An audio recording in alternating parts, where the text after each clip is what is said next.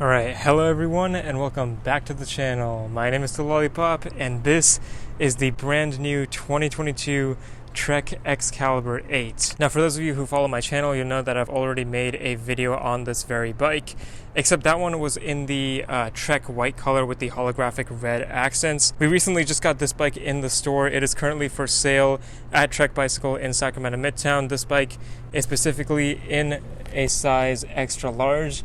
So definitely a big boy bike here, but in this video I'm basically going to cover the price of the bike, the weight of the bike since I did weigh it on our scale at the store, and I'll basically just give a walk around of this one. I'm not going to give it a test ride in this video since I've already test ridden this specific bike. You can see that video that I made in the past. I'll link it in the description of this video right now, as well as on the top right of this video if you do want to see a more in-depth version of this bike review. For this one, I'll just cover some of the main specs, but I'm mainly just going to try to show you this brand new color scheme for 2022. This bike is specifically in the color Satin Lithium Grey.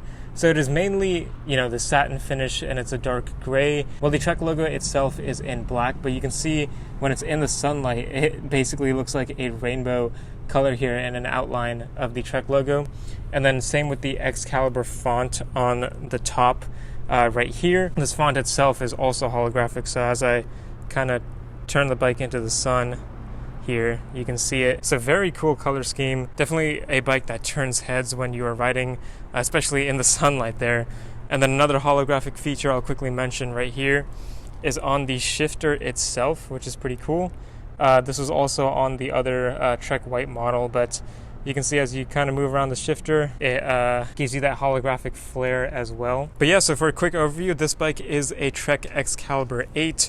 It is currently retailing at $1,600 US, and it is designed as a hardtail mountain bike specifically for cross country, so kind of lighter trails, although it definitely can handle some rougher stuff if it needs to. Very durable frame. This frame is specifically Trek's Alpha Gold aluminum. So you can see that there, and then they have the 8 to signify that this is the Excalibur 8. Alpha Gold aluminum just basically means that it has fairly smooth welds, so you can see that here. They're not too noticeable. I mean, they're still a little bit noticeable, but definitely a strong frame and a durable frame at that. And you are also able to tell that this is an Excalibur because of the Excalibur logo right there, the sword and shield that is present on all of the Excalibur models. But now let's go over some of the main specs on this bike, starting with the weight.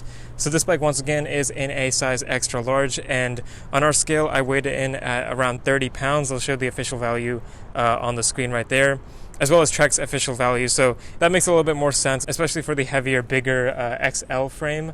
It should weigh a little bit more. In a size medium, Trek claims this bike to be around 28.78 pounds. But before we get into all of the components, I do want to quickly mention that this frame is still the same one that Trek has been using since 2020 and as well as 2021. So it does have Boost 110 spacing in the front with a through axle on the suspension fork, which is great for cross-country mountain bikes these days. However, what's not too great is the quick release axle in the rear. There's no through axle in the back.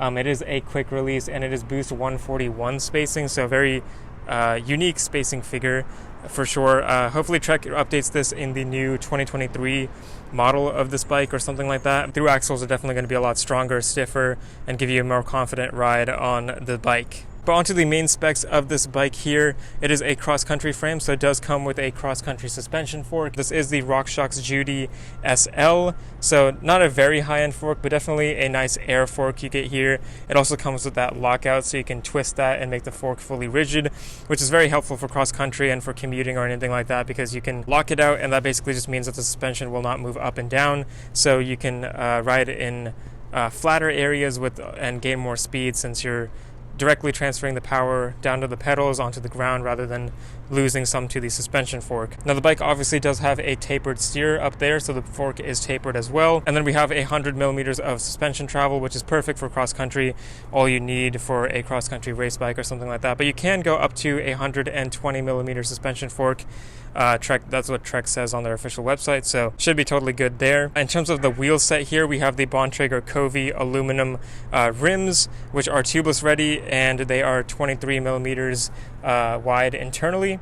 And then we have some really cool tires on here, so the Maxxis Ardent Race tires, which are 60 TPI, and 29 inches in diameter, of course, for cross country for more speed.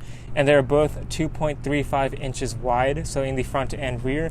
So that gives you a lot of good stability and some good traction as well. You can see on the tread there.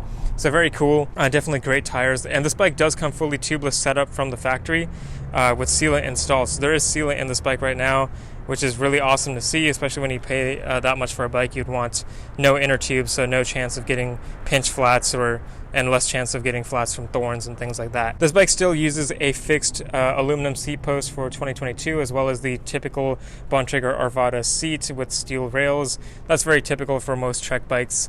The stem and handlebar on this bike are pretty generic as well, both alloy components. The stem itself is in this frame size, it's a 90 millimeter long stem, but nothing too crazy there. 31.8 millimeter wide handlebar as well, with a 15 millimeter rise there, as well as a 750 millimeter width in this extra large frame size. So that's pretty typical for cross country as well.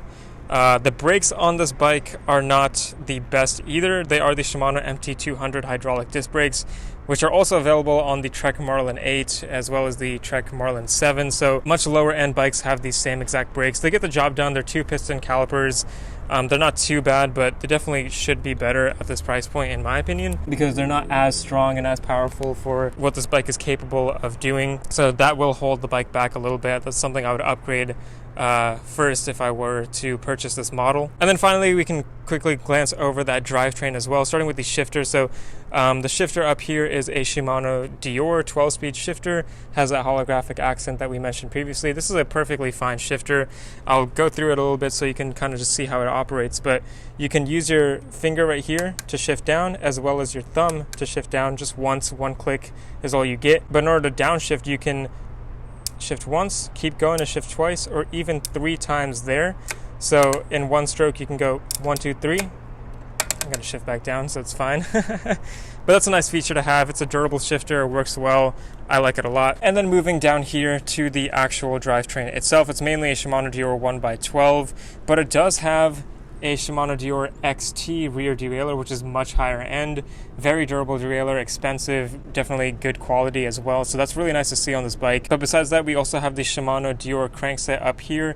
It is a 30 tooth right there, and in this frame size, it's a 175 millimeter length. And then we go using the Shimano Dior 12-speed chain back to the Shimano Dior 10 to 51 tooth cassette. Also a Dior 12-speed right there. So very nice to see, very good drivetrain, pretty reliable, definitely built well. Last year's model used the SRAM SX Eagle drivetrain, which is definitely much lower spec level than this, so I'm glad they upgraded that and made it a lot better for the new model year. And then they also added the new tires on here for 2022.